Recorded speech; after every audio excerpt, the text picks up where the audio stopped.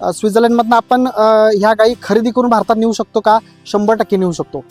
कुठले पर्याय आहेत, किती खर्च येऊ शकतो, काय मेथड किंवा काय प्रोसेस आहे की ह्या गायी भारतात घेऊन जायचं असेल किंवा आपल्या महाराष्ट्रात, सातारा, सांगली, कोल्हापूर, मराठवाड्यात किंवा विदर्भात घेऊन जायचं असेल तर ह्या सगळ्याच गायी ज्या आहेत त्या एकदम क्वालिटीच्या गायी आहेत.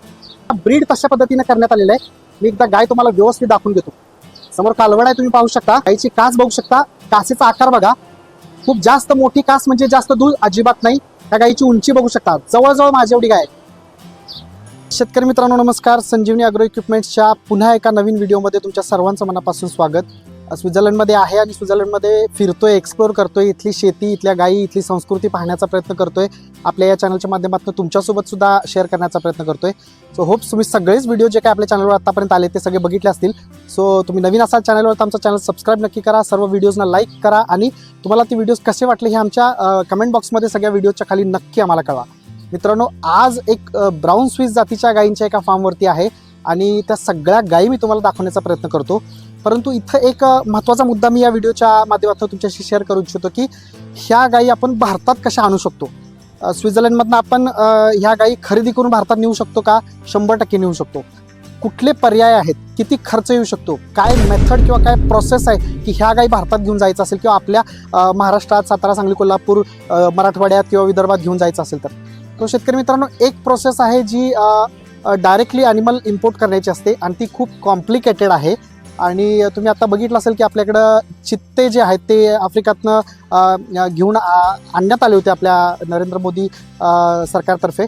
सो ती खूप कॉम्प्लिकेटेड प्रोसेस असते, कारण एक तयार ॲनिमल किंवा एक रेडी ॲनिमल जो या इथल्या वातावरणात वाढला आहे, इथल्या विषाणूंशी, जीवाणूंशी, जीवजंतूंशी जो समरूप आहे, म्हणजे त्याचा रोगप्रतिकारशक्ती इथल्या गोष्टींसाठी तयार आहे, इथल्या वातावरणासाठी तो तयार आहे, तो डायरेक्टली आपल्या देशामध्ये इम्पोर्ट करणं. कारण स्वित्झर्लंडचं टेम्परेचर, वातावरण, इथली हवेतली आर्द्रता, इथलं उन्हातलं अल्ट्राव्हायोलेट रेजचं प्रमाण सगळं वेगळं आपल्यापेक्षा. सो डायरेक्टली ॲनिमल आपण इम्पोर्ट करू शकतो का? डेफिनेटली करू शकतो. काही गोष्टींमध्ये केलंही जातो, बऱ्याच वेळेला ते केलं गेलं आहे भारतामध्ये. एस्पेशली जे ब्रीडिंगचे बुल्स असतात, नर असतात, जे पैदाशीसाठी वापरले जातात, चांगल्या वंशावळीचे, सो ते केलं गेलं आहे. परंतु एक सर्वसामान्य शेतकरी म्हणजे तुम्ही जर हे करायचं म्हटलं तर हे थोडंसं खर्चिक आहे, थोडंसं म्हणजे खूप जास्त खर्चिक आहे. सो ही गोष्ट आपल्या कदाचित आत्ता आवाक्याच्या बाहेर आहे, भविष्यात कदाचित ते होऊ शकेल. सो त्याच्यासाठी खर्च किती येऊ शकतो? चित्त्यांचं एक्झाम्पल घ्यायचं म्हटलं तर एका चित्त्यामागं 1.5 कोटीपर्यंत खर्च आलेला आहे. परंतु तो एक खूपच नाजूक प्रोजेक्ट आहे, कारण तिथं ते प्राणी एक्स्टिंक्ट झालेत भारतातनं आणि त्यांना पुन्हा प्रस्थापित करायचं आहे. सो त्याच्यावरती खर्च केला गेला तितक्या मोठ्या प्रमाणात. सर्वसामान्य प्राण्यांच्या विषयी जसे गाय, म्हैस किंवा जे आपल्याकडे भरपूर अबंडन्समध्ये खूप मोठ्या प्रमाणात उपलब्ध आहेत, त्याच्यावरती एवढा खर्च करणं पॉसिबल आहे का? तर अजिबात नाही. सो शेतकरी मित्रांनो, या केसमध्ये एक दुसरी मेथड आहे की जी आपण करू शकतो. सो ती मेथड काय आहे ती मी तुम्हाला आता या व्हिडिओतनं सांगणार आहे. परंतु एक त्याच्या आधी तुम्हाला इथल्या गायी मी दाखवण्याचा प्रयत्न करतो. सो गायी बघितल्यानंतर मी ती माहिती तुम्हाला देतो. व्हिडिओच्या शेवटपर्यंत नक्की सोबत राहा. या शेतकरी मित्रांनो, तुम्ही बघू शकता ब्राऊन स्विस जातीची गाय आहे. गायीची साईज तुम्ही बघू शकता माझ्या पाठीमागं. सो इतक्या मोठ्या गायी आहेत तिथं. हे ब्रीड कम्प्लिटली वेगळं आहे. हे ब्रीड आता ह्यांनी इथं दूध उत्पादन सगळ्याच गायी जवळ वरून सुद्धा तो बघू शकतो. ह्या सगळ्याच गायी ज्या आहेत त्या एकदम क्वालिटीच्या गायी आहेत. तर त्यांचं जी वंशावळ आहे ती खूप सुपिरियर क्वालिटीची आहे. त्यांना ब्रीड तशा पद्धतीने करण्यात आलेलं आहे. मी एकदा गाय तुम्हाला व्यवस्थित दाखवून देतो. समोर कालवड आहे, तुम्ही पाहू शकता. गायीची कास बघू शकता, कासेचा आकार बघा, खूप जास्त मोठी कास म्हणजे जास्त दूध अजिबात नाही. त्या गायीची उंची बघू शकता, जवळजवळ माझी एवढी गाय. ही सुद्धा कालवड आता आपल्या जवळ आली. तो अशा पद्धतीच्या गायी आहेत. साधारण इथं एक 60 ते 70 गायी या गोठ्यामध्ये आता आहेत. लाकडाचं पूर्ण छप्पर आहे, म्हणजे हिवाळ्याच्या दृष्टीने याचं सगळं बांधकाम जे आहे ते करण्यात आलेलं आहे. आणि गायींची क्वालिटी तुम्ही पाहू शकता. खूप हाडाने, पेराने, अंगकाठीने खूप मोठ्या गायी आहेत की जेणेकरून त्यांचं शरीर जितकं मोठं आहे तितकं चांगल्या पद्धतीनं त्या दुधाचं उत्पादन सुद्धा देऊ शकतात. ह्या जेनेटिक्स ज्या आहेत ह्या डेव्हलप करण्यात आलेल्या आहेत मित्रांनो. आणि ही जी पद्धत आहे ती क्युबिकल्स मेथड आहे. म्हणजे इथं गायी आराम करतात, दिवसभर उन्हात जाऊ शकत नाही, कारण बाहेर खूप कडक ऊन आता पडलंय. सो आता गायी चरण्याला सकाळी आणि संध्याकाळी बाहेर पडतात. परंतु जेव्हा दिवसभर त्यांना आराम करायचा असतो तेव्हा अशा ठिकाणी त्या क्युबिकल्समध्ये बसून इथं रवंत करू शकता. एक गाय बसली तुम्हाला पाहू शकता तुम्ही. ही गाय माझ्या खूपच जवळ आली. गायीचं एकूण शरीर तुम्ही पाहू शकता, उंची पाहू शकता. सो अशा पद्धतीच्या गायी आपल्याला आपल्या गोठ्यांवरती जर बनवायच्या असतील तर त्या दृष्टीनं काही माहिती मी तुम्हाला देण्याचा प्रयत्न करतो की ही आता जी समोर दिसते अशीच गाय तुम्हाला तुमच्या गोठ्यामध्ये आपल्या भारतातल्या कुठल्याही सर्वसामान्य गोठ्यात जर घ्यायची असेल, विकत घ्यायची असेल किंवा तयार करायची असेल तर त्याच्याविषयी एक साधा सोपा स्वस्तातला पर्याय मी तुम्हाला सांगतो. तर शेतकरी मित्रांनो, ही जी आता तुम्ही गाय बघितली अशा गायी जर आपल्याकडे बनवायच्या असतील आणि स्वस्तात म्हणजे कमी पैसे खर्च करून जर ती बनवायची असेल तर त्याच्यासाठी एकच सगळ्यात महत्त्वाचा आणि सोपा आणि स्वस्त पर्याय तो म्हणजे आपल्या गोठ्यामधल्या गायींचं ह्या वंशाळीसोबत क्रॉस ब्रीडिंग करणं. म्हणजे क्रॉस ब्रीडिंग म्हणजे काय असतं की जेव्हा दोन वेगवेगळे रक्तगट, एका वेगळ्या वंशावळीतला रक्तगट दुसऱ्या एका वेगळ्या वंशावळीतला रक्तगट म्हणजे गाय आणि बैल वेगवेगळ्या वंशावळीतले जेव्हा हे दोन आपण संकर घडवतो म्हणजे त्याला क्रॉसिंग करणं म्हणतो, तेव्हा त्याला हे जे क्रॉस ब्रीडिंग घडतं याच्यातून चांगल्या दर्जाचं ह्या गायीचे चांगले गुण, ह्या बैलाचे चांगले गुण एकत्र येऊन एक चांगल्या दर्जाची नवीन गाय आपण जन्माला घालू शकतो. तर अशी जर गाय आपल्या गोठ्यावर बनवायची असेल तर आता आपल्या हातात काय पर्याय आहे, तर आपल्याकडे अशा गायींचे सिमेंट्स जे आहेत ते आपल्याकडे अवेलेबल आहेत. तुम्ही आता सर्वसामान्य वेटरनरी डॉक्टर्स जे असतात, आपले पशुवैद्यक आहेत त्यांच्याकडे, किंवा पुण्यामध्ये बरेचसे मुंबईमध्ये आणि पुण्यामध्ये गव्हर्नमेंटचे सुद्धा ब्रीडिंग सेंटर्स आहेत आणि काही प्रायव्हेट कंपन्यांचे सुद्धा आता अवेलेबल झालेले आहेत. सो आपल्याकडचे 1-2 नावं मी तुम्हाला सांगतो की जे इम्पोर्टेड बैलांचे सिमेंट्स तुम्हाला अवेलेबल करून देऊ शकतात. सो त्या सिमेंट कंपन्यांचे सिमेंट्स तुम्ही वापरू शकता. हे कशा पद्धतीने करायचं आहे, आपल्या गोठ्यातली जी सगळ्यात चांगली जी गाय आहे होय, सो ते शेतकरी हात करत होते मला. सो आपल्या गोठ्यातली जी सगळ्यात चांगली गाय आहे तर त्या गायीला तुम्ही निवडा. म्हणजे तुमच्याकडे 8-10 गायी आहेत, इम्पोर्टेड सिमेंट घेतलं आणि सगळ्या गायींमध्ये भरलं असं करू शकतो का?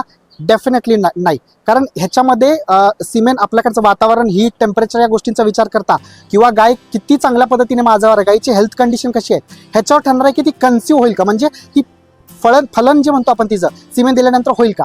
तर ह्याचे मॅक्सिमम चांगले चान्सेस ज्या गायीमध्ये असतील किंवा गोठ्यात 8-10 गायींपैकी तुम्ही स्वतः काही चेक पॉईंट्स निवडून ती ठरवा की सगळ्या गायींमधले चांगले गुणवैशिष्ट्य असलेली माझी गाय कुठली आहे, जी चांगल्या क्वालिटीची वासरं, चांगलं दूध उत्पादन, चांगलं वंशावळ, तिच्या सवयी चांगल्या आहेत, तिचं शरीर चांगलं आहे, कुठेही व्यंग नाही आहे, कुठलाही प्रॉब्लेम नाही आहे, सडांमध्ये कुठे इश्यू नाही आहे किंवा मोठा आकार आहे, वेडीवाकडे सड आहेत, मस्टाटीस सारखा होतो, आजारी सारखी पडते, बुळकांडी सारखी लागते किंवा तिचे काही लाता मारण्याच्या ज्या सवयी असतात नैसर्गिक, सो त्या जास्त आहेत. असं नसलेलं याच्यातनं फिल्टर करा गोष्टी की सगळ्यात बेस्ट कुठली आहे. 100% तुम्हाला चांगलीच गाय मिळेल का, तर नाही मिळणार. परंतु जी one of the best guy आहे तुमची तिला निवडा. तुम्ही इम्पोर्टेड क्वालिटीचे सिमेंट आहे ते घ्या आणि ते सिमेंट तिला तुम्ही वापरा.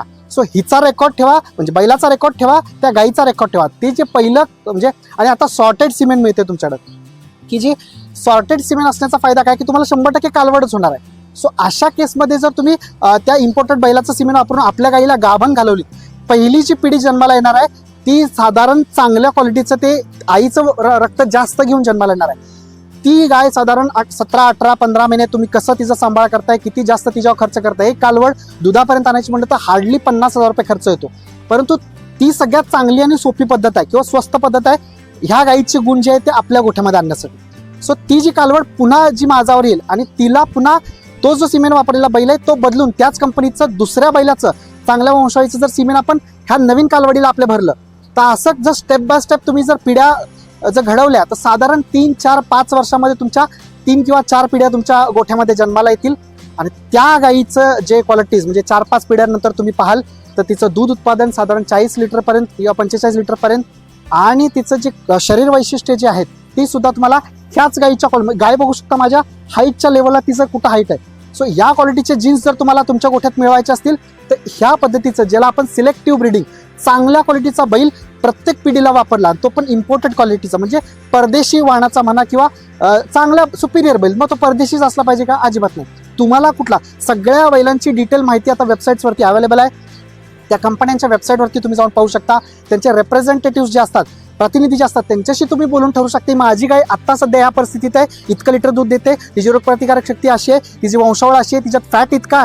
हा, इथे नक्की एक गोष्ट मी सांगेन की तुमच्या गाईतले जे निगेटिव्ह पॉईंट्स आहेत ते तुम्ही त्यांना सांगा की हिची फॅट कमी आहे, मला फॅट वाढवायची. त्या केसमध्ये ते सजेस्ट करतील तुम्ही जर्सीचं सिमेंट वापरा, जिच्यामध्ये नैसर्गिक फॅट कंटेंट 4.5-5च्या वरती आहे. सो ते जेव्हा एकत्र येतील तेव्हा कालवड कदाचित, जर तुमची गाय 2 किंवा 3 फॅटची आहे आणि तुम्ही सिमेंट 5-6 फॅटचं वापरलं, सो एक कालवड जी होणार जन्माला येणार आहे ती कदाचित 4 पर्यंत पोहोचू शकेल.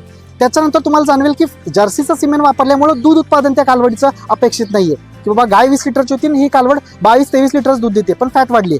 त्या केसमध्ये तुम्ही पसाट किंवा आपल्या WWS सारख्या कंपन्यांचं जास्त दूध देणाऱ्या बैलांचा सिमेंट वापरा, तिथं तुम्हाला दुधाचं उत्पादन वाढवता येईल. सो गाय तुम्हाला हवी तशी घडवू शकता. अशा गायी जर आपल्या गोठ्यांमध्ये जर बनवायच्या असतील तर मित्रांनो ह्या गोष्टी करणं गरजेचं आहे. आपण रेडीमेड गाय जरी 1-2 कोटी खर्च करून मी इथून गाय आता घेऊन जरी आलो तर ही गाय आपल्या पाण्यातल्या विषाणूंना, चाऱ्यातल्या विषाणूंना, आपल्या चाऱ्याला, तिच्या शरीराकडे बघा, तिला मिळणारा पोषण आपण आपल्या चाऱ्यातनं देऊ शकतो का? आपण बारमाही चारा जास्त वापरतो, ह्या गायी चरून इथं दूध उत्पादन घेतलं जातं. सो नैसर्गिक ह्यांच्याकडे जास्त आहे, आपल्याकडे कृत्रिम जे आपण जेनेटिकली म्युटेट करून जे चाऱ्याची वाण तयार केलेत संकर घडवून ते आपण देतोय. सो नैसर्गिक त्याच्यामध्ये जे आणि 1-2-3 चाऱ्याच्या कापण्यानंतर त्याच्यामध्ये नैसर्गिक जमिनीमधलंच पोषण कमी व्हायला लागतं. ह्या गोष्टींचा विचार आपल्याला करावा लागेल. सो ह्या सगळ्या गोष्टींचा विचार करता रेडीमेड गाय आणण्यापेक्षा आपण आपल्या गोठ्यात गाय तयार करूया. आणि ही जी माहिती मी आता तुम्हाला दिली, कदाचित तुम्हाला यातनं थोडेसे का होईना पण तुमच्या गोठ्यात प्रॅक्टिकली लगेच करण्यासारख्या काही गोष्टी माहिती मिळाली असेल आणि ती तुम्ही कराल आणि तुमच्या गोठ्यात सुद्धा चांगल्या गायी या माहितीच्या माध्यमातून कदाचित तयार होतील भविष्यामध्ये. हेच माझं स्वप्न आहे की आपल्या भारतातल्या गायी सुद्धा अशा डेव्हलप झाल्या पाहिजे. त्यासाठी सिलेक्टिव्ह ब्रीडिंग करणं गरजेचं आहे. माहिती आवडली असेल तर माझा चॅनल सबस्क्राईब नक्की करा. मला ग्रो होण्यासाठी, हा चॅनल मोठा करण्यासाठी मदत करा. धन्यवाद.